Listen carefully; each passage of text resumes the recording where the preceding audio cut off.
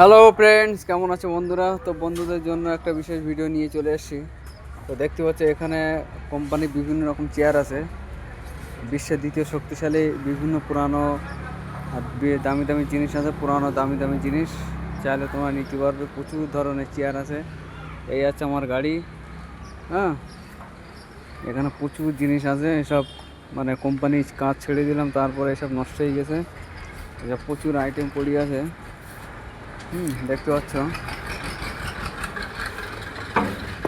প্রচুর আইটেম আছে এখানে, প্রচুর চেয়ার। বিশ্বে দামি দামি চেয়ার ছিল। এই দাঁড়া, এই সেলাই মেশিন, তারপর ড্রয়ার পাওয়া গেছে। হ্যাঁ, এই হচ্ছে আমাদের ঝাড়ু মারা ভাই, দেখতে পাচ্ছ।